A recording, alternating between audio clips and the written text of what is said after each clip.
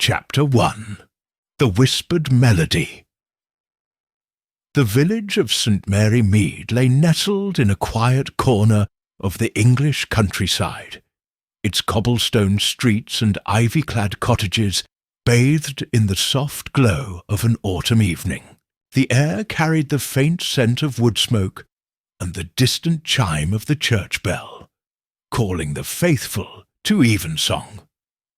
Miss Jane Marple, her knitting tucked neatly in her basket, sat by the window of her quaint cottage, her sharp eyes scanning the street below.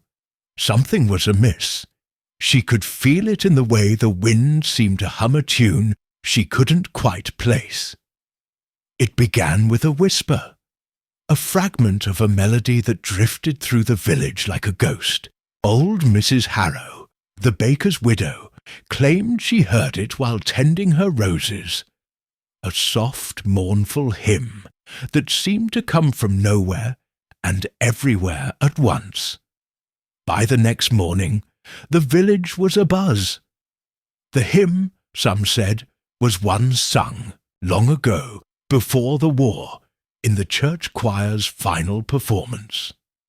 No one could recall its name, but those who heard it swore it carried a weight, as if the notes themselves were laced with sorrow. Miss Marple, ever the observer, noted the unease in her neighbours' faces. At the village shop, she overheard young Tom, the postman, recounting how he'd heard the melody while delivering letters near the churchyard. "It was like someone was singing to me, Miss Marple," he said, his voice low. "But there weren't. No one there." She nodded, her mind already piecing together the puzzle. A forgotten hymn, a village on edge, and a sense of something darker lurking beneath the surface. It was the kind of mystery that called to her. That evening, as the congregation gathered in St. Mary's Church, the hymn surfaced again. The organist, Mr. Clement, had just begun the opening chords of "Abide with Me," when a faint, discordant strain wove through the music. The singers faltered, their voices trailing off as the ghostly melody grew louder, then stopped abruptly. In the silence, a single scream pierced the air. The body of Eliza Wren, the choir's soprano, lay crumpled at the foot of the altar, a crimson stain spreading across her white blouse. Clutched in her hand was a scrap of paper, its edges frayed, with a single line of music scrawled in faded ink. Miss Marple, seated in the back pew, rose quietly, her eyes narrowing. The hymn, she knew, was no mere echo of the past. It was a message, one only the killer understood. "Hold on, detective. Before we proceed, reveal your location. Where are you uncovering these dark truths? Comment below. And if you dare to dive deeper into the shadows, subscribe now. Tomorrow's case plunges into even deeper darkness. Stay vigilant." Chapter 2. The Village Secret. The morning after Eliza Wren's death, St. Mary Mead was cloaked in a fog that clung to the rooftops like a shroud. Miss Marple, her shawl draped over her shoulders, made her way to the village square, where knots of villagers whispered behind gloved hands. The news of the murder had spread faster than the fog, and with it the eerie tale of the hymn. No one could agree on its tune, but all felt its chill. At the tea shop, Miss Marple sipped her Earl Grey and listened. Mrs. Price, the postmistress, was holding court, her voice a mix of fear and relish. "Eliza was always poking her nose where it didn't belong," she said, stirring her tea with vigour. "Knew too much, that one. About the church, the choir, secrets best left buried." Miss Marple's knitting needles clicked softly, her ears catching every word. Secrets, she thought, were the threads that wove a village together and tore it apart. By midday, she visited the church, where Constable Reed, a young man with more enthusiasm than experience, was examining the scene. The scrap of music found in Eliza's hand had been sent to the county for analysis, but Reed shared what he could. "It's old, Miss Marple," he said, scratching his head. "The vicar says it might be from a hymnal used before the church burned down in 45. But why would Eliza have it?" Miss Marple's eyes drifted to the charred beams still visible in the church's rafters, relics of that long-ago fire. The official story was lightning, but village gossip told another tale. Arson, hushed up to protect someone important. Eliza, a choir member since her youth, would have been a girl then, but old enough to remember, old enough, perhaps, to know who lit the match. As she left the church, Miss Marple noticed a figure lingering by the graveyard, a woman in a dark coat, her face obscured by a scarf. She hummed softly, the same haunting melody that had unsettled the village. When Miss Marple approached, the woman vanished into the fog, leaving behind a single footprint in the damp earth. It was small, deliberate, and pointed toward the vicarage. That evening, Miss Marple sat by her fire, her mind turning. Eliza's death was no random act.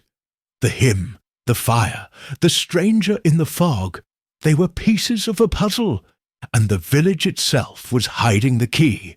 She would need to tread carefully, for in St. Mary Mead, secrets were guarded as fiercely as life itself. Chapter 3. The Choir's Last Note. The fog had lifted by the third day, but a heavier pall hung over St. Mary Mead. The church, usually a beacon of comfort, felt like a tomb as villagers gathered for Eliza Wren's memorial. Miss Marple, seated near the organ loft, observed the mourners. Their faces wore grief, but their eyes betrayed suspicion, darting to neighbours as if searching for the killer among them.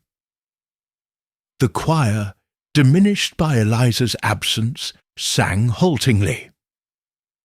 Mr. Clement, the organist, played with a tremor in his hands, his usual precision marred by nerves. Miss Marple noted the way he glanced at the vicar, Reverend Hale, who stood at the pulpit, his sermon on forgiveness sounding hollow. The hymn from the night of the murder lingered in the air, unspoken but felt like a shadow cast by the stained glass windows. After the service, Miss Marple lingered, her fingers tracing the worn edges of a pew. She approached Mr. Clement, who was gathering sheet music with undue haste. "A terrible loss, Eliza," she said gently, her eyes keen. "She had such a voice for the old hymns, didn't she?" Clement's hands froze, a page slipping to the floor. "Yes, well," he stammered. "She was particular about the music. Always wanted the old ones from before the fire." Miss Marple bent to retrieve the fallen sheet, her eyes catching a faint pencil mark. A bar of music, eerily familiar. "This looks like the hymn we've all been hearing," she said, her tone light but probing. Clement's face paled. "Just a doodle," he muttered, snatching it back. "Nothing to it." But his eyes told a different story, one of fear and something deeper. Guilt, perhaps. Later, at the village hall, Miss Marple joined the women's auxiliary, where gossip flowed as freely as tea. Mrs. Harrow, her roses forgotten, spoke of the choir's final performance before the 1945 fire. Eliza was there, barely 16, she said, The whole choir sang that hymn, the one no one can name. Next day the church burned, and the choir never sang together again. Miss Marple's needles clicked rhythmically. "And who else was in the choir?" she asked. Mrs. Harrow hesitated, then whispered, "The vicar, for one. He was a young curate then, and Mr. Clement, just a boy, played the organ. There were others, but some left the village after the fire, or died." Her voice dropped lower. "Eliza always said the fire wasn't an accident, said someone wanted that hymn forgotten." As Miss Marple walked home, the sun dipped low, casting long shadows. She thought of the choir, its voices silenced by time and flame, and the hymn that refused to die. Someone had wanted it buried, but Eliza had known too much. And now, Miss Marple suspected, the killer was watching, waiting for the next note to be struck. Chapter 4. The Stranger's Arrival. The fourth day, St. Mary Mead was restless, the weight of Eliza Wren's murder pressing on every doorstep. Miss Marple, ever attuned to the village's pulse, sensed a new disturbance. A stranger had arrived. She first heard of him at the butcher's, where Mrs. Cole, slicing mutton, muttered about a man in a grey coat seen at the inn. "Not from here," she said, her knife pausing. "Asked about the church, the fire, and that wretched hymn." Miss Marple's curiosity sharpened. She made her way to the Rose and Crown, the village's only inn, where the air smelled of ale and suspicion. The innkeeper, Mr. Gibbs, was polishing glasses, his eyes wary. "Aye, he's upstairs," he confirmed when Miss Marple inquired. "Calls himself Mr. Finch. Says he's a music scholar, here to study old hymns. But he's too nosy for my liking." Miss Marple smiled, her mind already turning. A scholar? Or something else? That afternoon she spotted Finch in the churchyard, a lean man with sharp features and a notebook in hand. He was sketching the gravestones, pausing at one half hidden by ivy. Miss Marple approached, her steps soft on the grass. "A fine day for history," she said, her voice mild. Finch started, his pencil snapping. "Just research," he said, his accent clipped, not quite local. "This village has a rich musical past." Miss Marple's eyes flicked to the gravestone. Mary Thorne, died 1945, aged 19. A choir member, she recalled, killed in the church fire. "You're interested in the old hymns, then?" she asked. Finch's gaze hardened, but he nodded. "One in particular, rare, lost after the fire." He closed his notebook abruptly and excused himself, leaving Miss Marple to ponder the name Thorne, and the hymn that seemed to bind the living and the dead. Back at her cottage, Miss Marple pored over her notes, a habit as old as her knitting. Mary Thorne's death had been mourned, but whispers of scandal had followed. Some said she'd argued with the choir's director, a man long since gone, the night of the fire. Others claimed she'd known something dangerous, about the hymn, or the one who set the blaze. Now, with Eliza dead and Finch sniffing about, Miss Marple wondered if the past was clawing its way back. That evening, as she passed the church, she heard it again, the faint mournful hymn drifting from the shadows. She turned, expecting to see the woman in the dark coat from days before, but the churchyard was empty. Only the wind moved, carrying the melody like a warning. Finch, she thought, was no mere scholar. and the killer she feared was far from. Finished. Chapter 5. The Hidden Manuscript. The 5th day in St. Mary Mead dawned crisp, the air sharp with the promise of secrets unravelling. Miss Marple, her basket heavier with a thermos of tea and her trusty notebook, headed to the church vestry. Reverend Hale had agreed to let her examine the old choir records, though his reluctance was palpable. Not much left from before the fire, he'd warned, his voice tight, but Miss Marple knew that even ashes could hold clues. The vestry was dim, its shelves lined with dusty ledgers and hymnals, their spines cracked from neglect. As Reverend Hale busied himself with parish duties, Miss Marple sifted through the records, her fingers pausing on a thin leather-bound volume tucked behind a stack of prayer books. Its cover was scorched, the title barely legible, Hymns of St. Mary's, 1940-1945. Her pulse quickened. This was no ordinary hymnal. Inside, the pages were brittle, some charred at the edges. She turned them carefully, her eyes scanning for the hymn that haunted the village. Near the back, she found it. A single sheet, handwritten, titled The Sinner's Lament.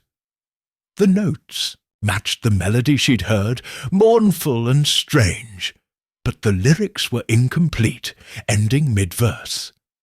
A faint inscription in the margin read, "For Mary, with regret." Mary Thorne, Miss Marple thought, her mind racing. The hymn was tied to her death, and perhaps Eliza's.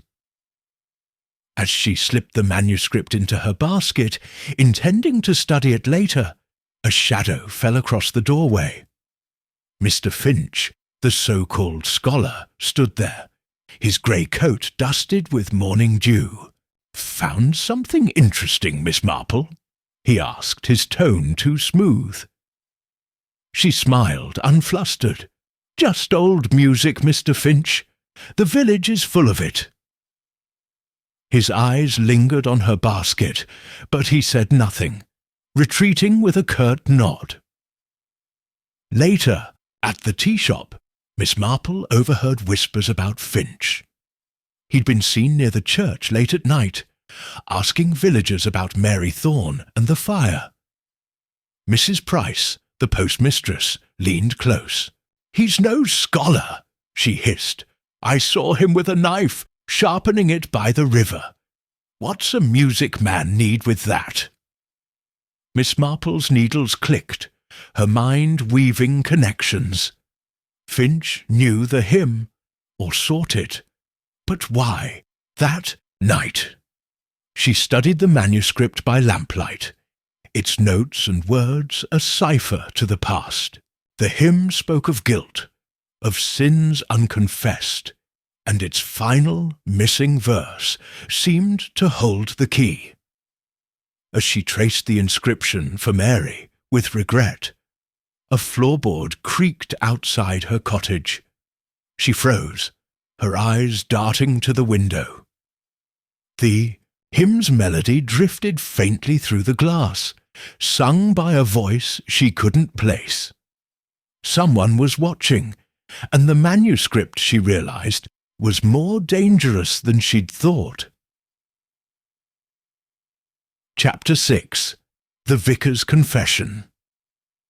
The 6th day brought a drizzle to St. Mary Mead, the kind that seeped into bones and loosened tongues.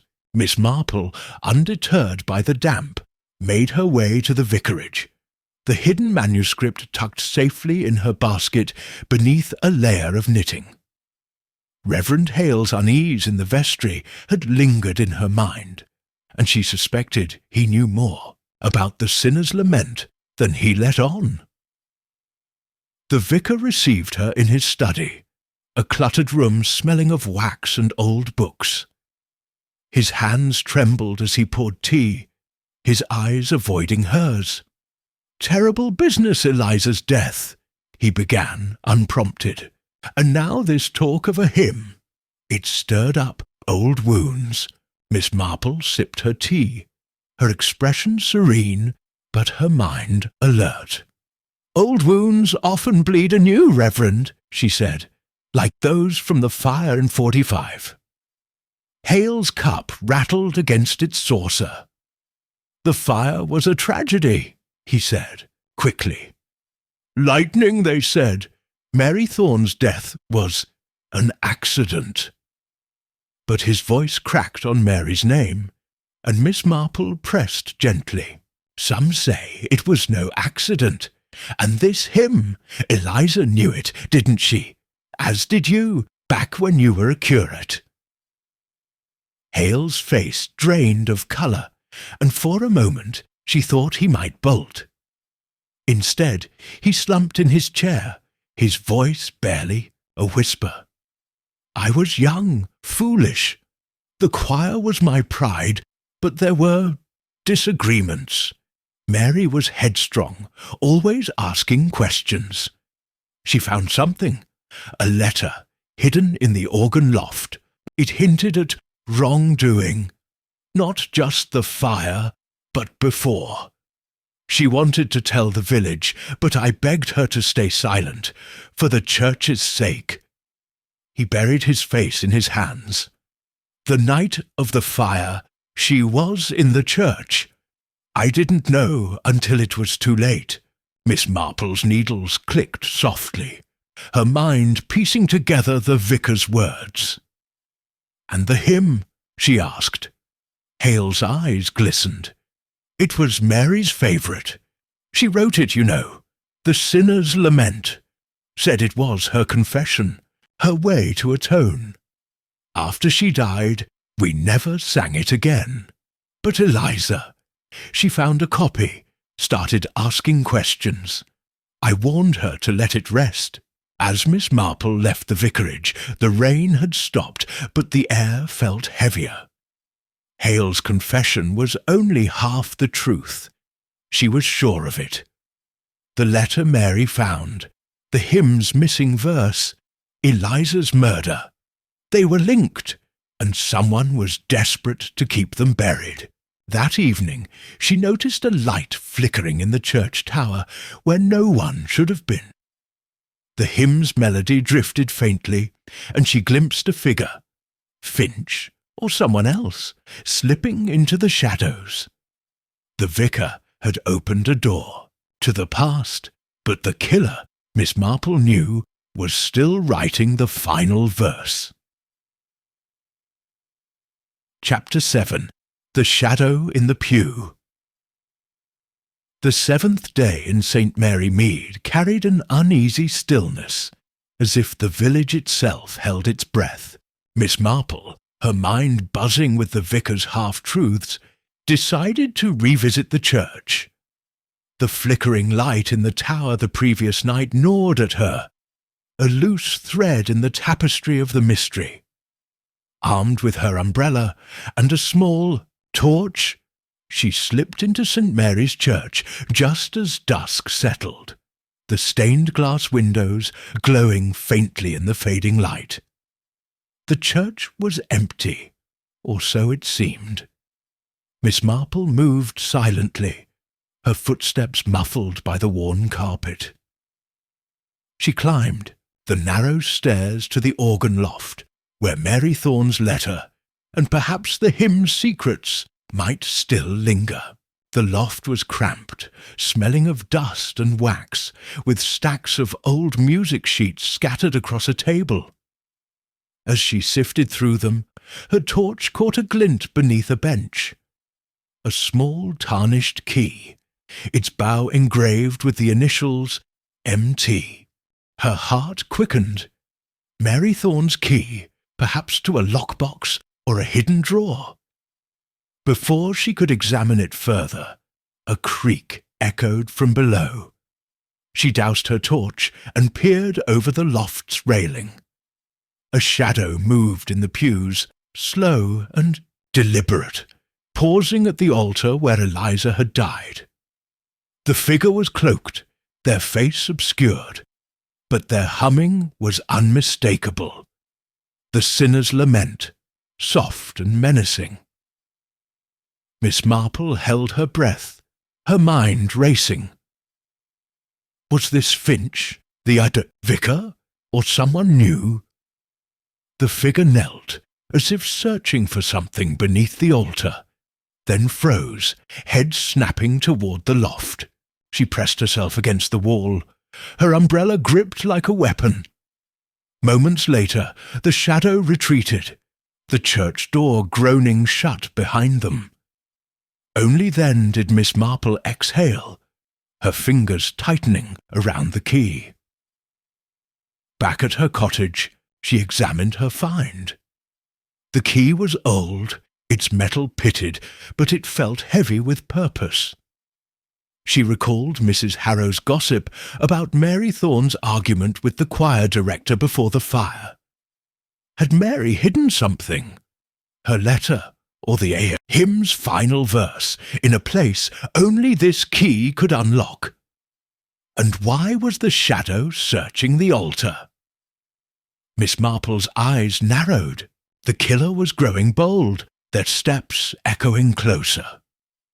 That night, as she sat by her fire, the hymn's melody drifted through her window again, closer than ever. She peered outside, catching a glimpse of a dark coat vanishing into the mist. The key, the shadow, the hymn, they were converging, and Miss Marple knew the next move was hers. But in St. Mary Mead, every step toward the truth risked a fall into darkness. Chapter 8. The Broken Hymnal. The 8th day in St. Mary Mead dawned grey, the sky a canvas of unbroken clouds. Miss Marple, the tarnished key with MT etched in her pocket, felt the mystery tightening like a knot. The shadow in the church, the hymn's persistent echo, and Mary Thorne's hidden letter pointed to a truth buried deep in the village's past. She resolved to search the church again, this time focusing on the choir stalls, where secrets might linger in forgotten crevices. The church was quiet, save for the faint drip of rainwater from a leaky roof. Miss Marple moved to the choir stalls, her fingers tracing the carved wood. Beneath one seat she found a hymnal, its cover split and pages warped from age. Unlike the others, it bore no title, only a faint embossing of a cross. She opened it carefully, her eyes catching a loose page tucked inside, a continuation of the sinner's lament, its second verse scrawled in a hurried hand. The words spoke of betrayal and a vow unbroken, ending with a cryptic line.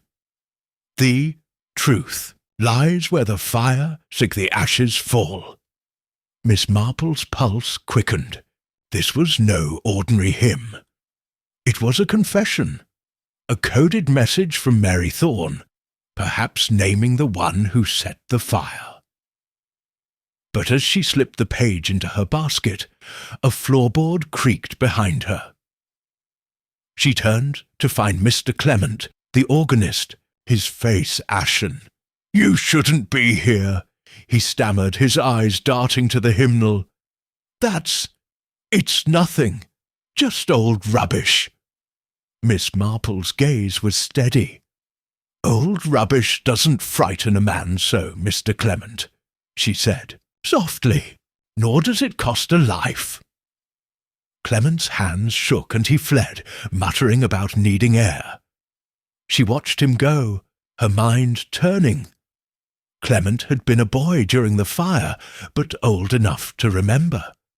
Old enough, perhaps, to have played a part. Later, at the village shop, Miss Marple overheard Mrs. Price gossiping about a row at the inn. Mr. Finch, the stranger, had confronted Reverend Hale, demanding access to the church archives. "Something about a letter," Mrs. Price whispered. He said it would ruin someone. Miss Marple's thoughts raced. The letter Mary found, the hymn's verses, the key, each was a piece of a puzzle, pointing to a betrayal that had burned the church and now claimed Eliza.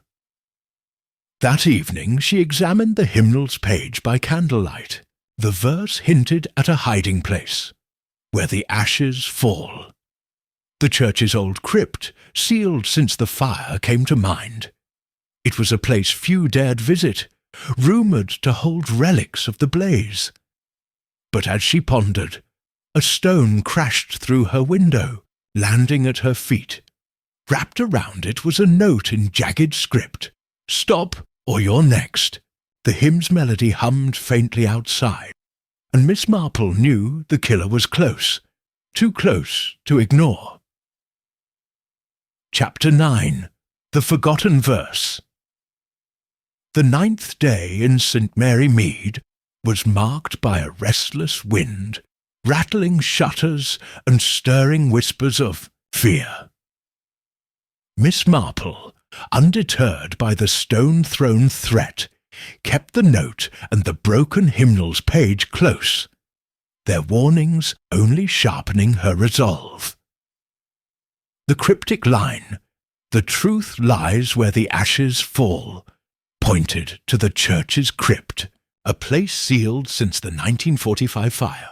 She suspected the final verse of the sinner's lament, and perhaps Mary Thorne's letter lay hidden there, guarded by the killer's desperation.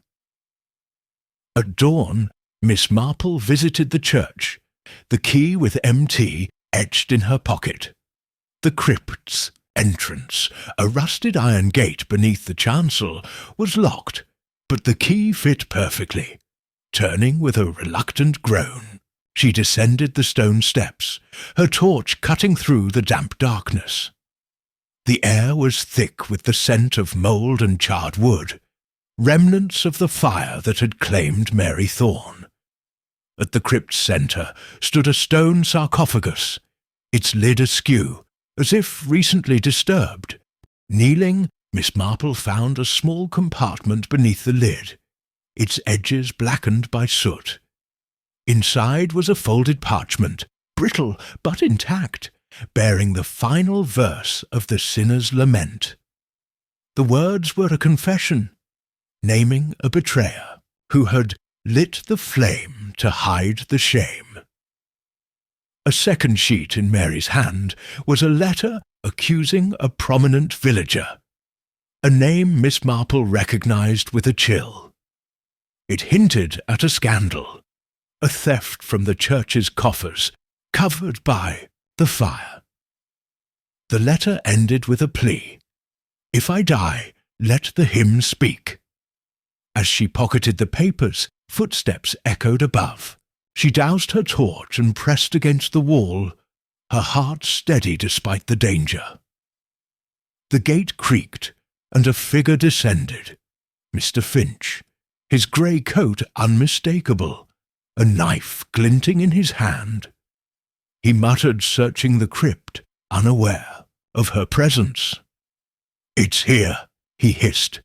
"She hid it too well." Miss Marple's mind raced. Finch wasn't the killer, she realised.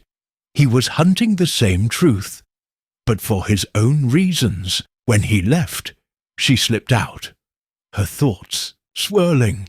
The letter named a suspect, but the killer's identity remained elusive.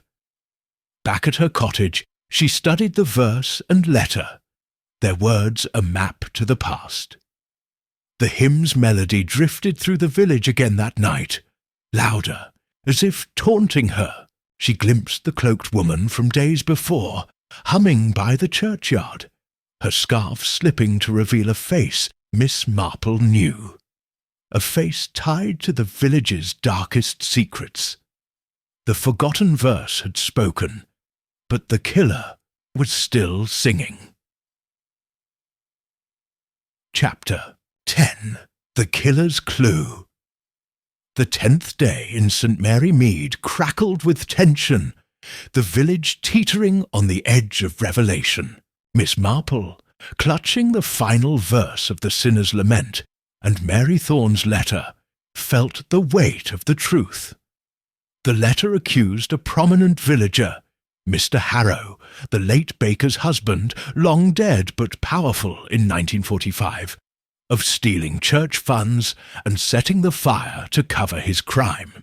Yet the killer, Miss Marple knew, was alive, their identity woven into the hymn's haunting notes. She revisited the churchyard where she'd last seen the cloaked woman. The face beneath the scarf had been Mrs. Price, the postmistress, a woman whose sharp tongue masked a deeper connection to the past. Miss Marple recalled Mrs. Price's youth in the choir, her closeness to Mary Thorne, and her evasiveness when questioned about the fire. Could she have known about Harrow's theft and the hymn's role in exposing it? At the post office, Miss Marple found Mrs. Price sorting letters, her hands unsteady. "You've been busy, Miss Marple," Mrs. Price said, her voice laced with unease. "Digging up old songs." Miss Marple smiled, her eyes keen. "Songs have a way of revealing truths, Mrs. Price, like the one Mary Thorne wrote, or the letter she hid." Mrs. Price's face tightened, and she dropped a letter, its envelope marked with a faint musical stave. Another fragment of the Sinner's Lament. Miss Marple's heart quickened. "You were in the choir," she said softly. "You knew Mary's hymn, her letter, and you've been humming it, haven't you?" Mrs. Price's eyes darted to the door, but Miss Marple pressed on. "Eliza found something, didn't she? Something you couldn't let her share." Mrs. Price's composure cracked. "I didn't mean to," she whispered. "Eliza was going to tell everyone. About the fire, the money, my part in it. I only wanted to scare her." The confession hung heavy, but Miss Marple sensed more.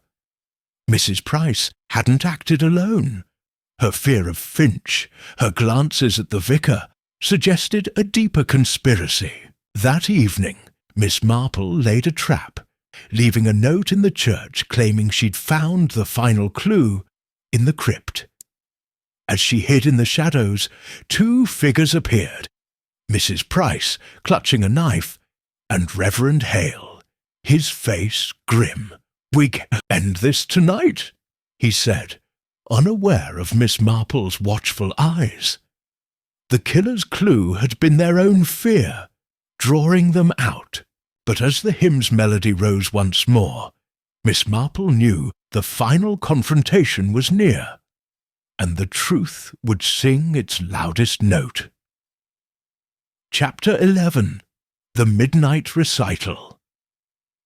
The 11th night in St. Mary Mead was cloaked in darkness, the moon obscured by rolling clouds.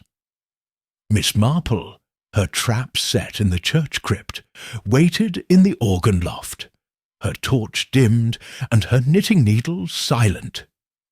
The note she'd left, claiming a final clue hidden in the crypt, had lured Mrs. Price and Reverend Hale, their footsteps echoing as they descended into the church. The hymn, the Sinner's Lament, hummed faintly in the air, as if the village itself were singing its secrets.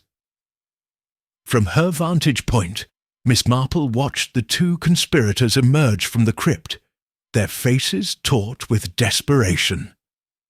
Mrs. Price gripped a knife, her voice low but frantic. "If she's found the letter, it's over, Hale. Everyone will know about Harrow, the fire, us." The vicar's reply was sharp. "Eliza was bad enough. We can't let Marple ruin everything. Find her." Miss Marple's lips tightened. The pieces were falling into place.